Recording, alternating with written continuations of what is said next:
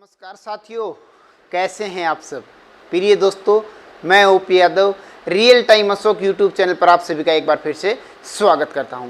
सभी साथियों को बताना चाहूँगा कि भाई 2020 के अंदर एक नई शिक्षा नीति आई है जिसकी चर्चा आपने भी सुनी होगी। सभी विद्यार्थियों को पता है कि एक नई शिक्षा नीति आई है जिसमें बीएड के जितने भी छात्र हैं उनको काफ़ी सारा इस शिक्षा नीति से फायदा होता हुआ दिख रहा है।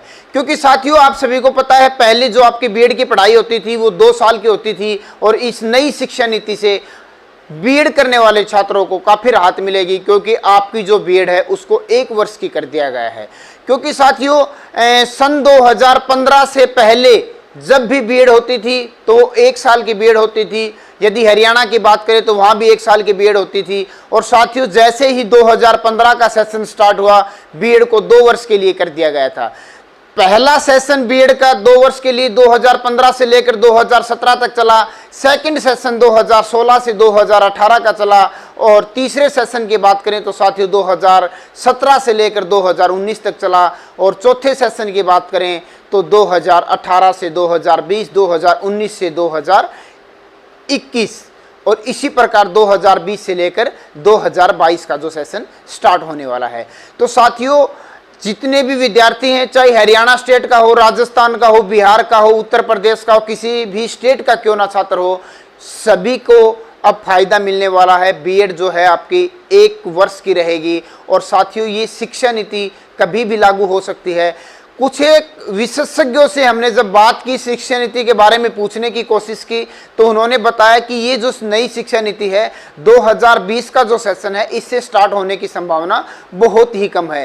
क्योंकि साथियों, अभी ये शिक्षा नीति आई है, इसके ऊपर काफ़ी सारा वर्क बाकी है, सिलेबस जो है डिसाइड होना बाकी है, फीस का स्ट्रक्चर भी इन्होंने जारी नहीं किया है। बट हमारा मानना यह है कि जब 1 साल की बीएड होगी तो आपकी 50 से 60 हज़ार के आसपास कुछ फीस होगी, जो कि अब काफ़ी ज़्यादा है। 90 से 95 हज़ार के आसपास आपकी बीएड की फीस है। 2 साल की आपकी बीएड होती है, आप बीएड के अंदर दाखिला ले सकते हैं। अब मैं आपको बताना चाहूँगा, बीएड जो नई शिक्षा नीति आई है उसमें 1 वर्ष की और 4 वर्ष की बीएड को रखा गया है। 4 वर्ष की जो बीएड है वह ग्रेजुएशन वाले उन छात्रों के लिए रहेगी जो नया अपना ग्रेजुएशन फर्स्ट ईयर में दाखिला लेंगे। उनको ग्रेजुएशन यानी कि बीए, बीएससी, बीकॉम के साथ आपको बीएड की डिग्री भी दी जाएगी। आपको पढ़ाई अब 3 साल की नहीं 4 साल की करनी होगी।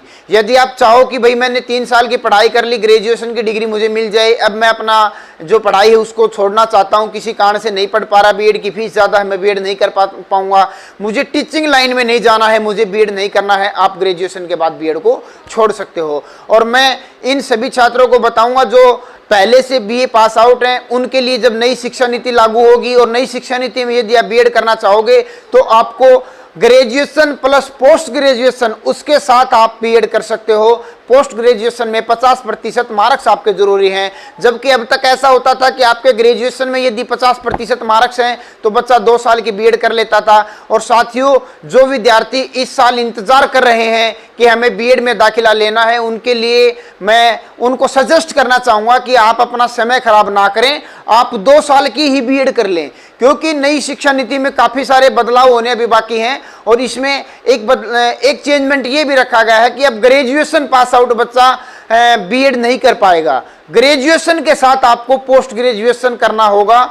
1 साल का 2 साल का जो पोस्ट ग्रेजुएशन होता है उसको कंप्लीट करना होगा, उसके बाद आप 1 ईयर की बीएड कर सकते हो। आपके लिए गोल्डन चांस है। जितने भी छात्र हैं, हरियाणा स्टेट का हो, राजस्थान का हो, बिहार का हो, उत्तर प्रदेश का हो, दिल्ली का हो, महाराष्ट्र का हो, जितने भी छात्र हैं जो हरियाणा से बीएड करने के इच्छुक हैं, साथियों समय गवाए बगैर आप अपना दाखिला ले लेना। क्योंकि जो नई शिक्षा नीति आएगी उसमें जो नए छात्र रहेंगे उनके लिए काफ़ी सारे उनके फायदे होने वाले हैं, उनको काफ़ी सारे उसमें लाभ मिलने वाले हैं। सरकार ने बहुत ही सोच समझ के इस पॉलिसी को लागू करने जा रही है। और जो पुराने जो छात्र हैं जो अभी ग्रेजुएट पास आउट हैं, जो उन्होंने 1-2 साल अपनी किसी एग्जाम की तैयारी में या फिर अन्य किसी कारण से आपने अपनी पढ़ाई को मतलब बीच में रोक दिया था और अब आप ये सोच रहे हैं कि सर मुझे बीएड करना है, तो आप ये ना सोचें कि नई शिक्षा नीति लागू होते ही हमें 1 साल की बीएड मिल जाएगी। क्योंकि साथियों, नई शिक्षा नीति है 2020 से लागू नहीं हो रही है।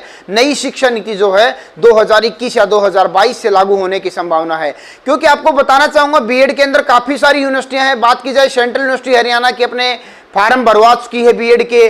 और भी काफ़ी सारी यूनिवर्सिटियां हैं प्रदेश भर की, देश भर की, कि भाई वो अपने बीएड के बच्चों के एग्जाम्स के लिए एंट्रेंस की तैयारी कर रही हैं। कुछ एक यूनिवर्सिटियां एंट्रेंस ले चुकी हैं, कुछ एक यूनिवर्सिटियां जो एडमिशन की प्रोसेस उसको स्टार्ट करने जा रही हैं। हरियाणा के अंदर अभी तक बीएड को लेकर कोई भी हलचल स्टार्ट नहीं हुई है। मैंने पहले भी आपको 2-3 वीडियो के माध्यम से इस प्रकार की जानकारी दी थी। आगे भी आपको बीएड की हर अपडेट में कंटिन्यू देता रहूंगा, क्योंकि साथियों हरियाणा के अंदर जब आप बीएड करने आते हो तो बीएड के अंदर क्या होता है कि भाई जो भी ग्रेजुएट पास छात्र है, यानी कि जो आप बीए, बीएससी, बीकॉम किसी भी स्ट्रीम से आप करके आते हो और आप हरियाणा में बीएड करना चाहते हो, तो हरियाणा में किसी प्रकार का कोई भी एंट्रेंस एग्जाम नहीं होता है। ग्रेजुएशन की प्रतिशत के हिसाब से आपको कॉलेज अलॉट किए जाते हैं। आप बीएड के अंदर दाखिला ले सकते हो। गवर्नमेंट कॉलेज में दाखिला मिलता है, प्राइवेट में मिलता है, किसी भी कॉलेज में आप लो, एडिड कॉलेज में लो गवर्नमेंट से, तो आप किसी भी कॉलेज में दाखिला लो, दाखिला सिर्फ आपको मेरिट बेस पे मिलेगा, प्रतिशत के आधार पर जो आपने मार्क्स प्राप्त किए थे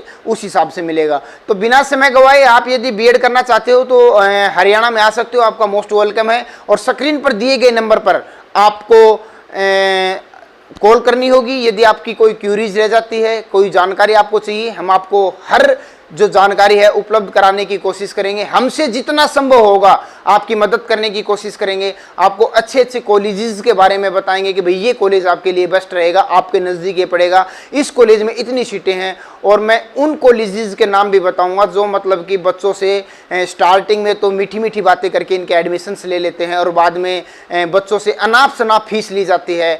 और जो बाहर स्टेट के छात्र होते हैं, दिल्ली की बात की जाए, बिहार की बात की जाए, उत्तर प्रदेश की बात की जाए, राजस्थान की, पंजाब की, हरियाणा से जितने भी स्टे हुए राज्य हैं, सभी छात्र एक दूसरे राज्य में पढ़ाई करने जाते हैं। बात की जाए हरियाणा के छात्रों की तो वो डीयू में काफ़ी सारी पढ़ाई करने जाते हैं, राजस्थान में भी जाते हैं, पंजाब में भी जाते हैं, उत्तर प्रदेश में भी जाते हैं। तो इसी प्रकार अन्य स्टेट्स के छात्र भी बीएड करने के लिए हरियाणा में आते हैं।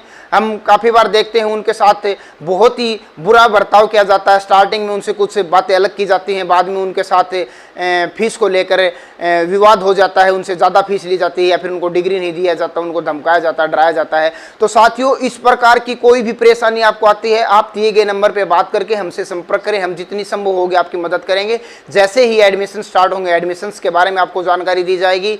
फीस का शेड्यूल क्या चल रहा है फिलहाल कॉलेजेस का, वो भी आपको बताया जाएगा।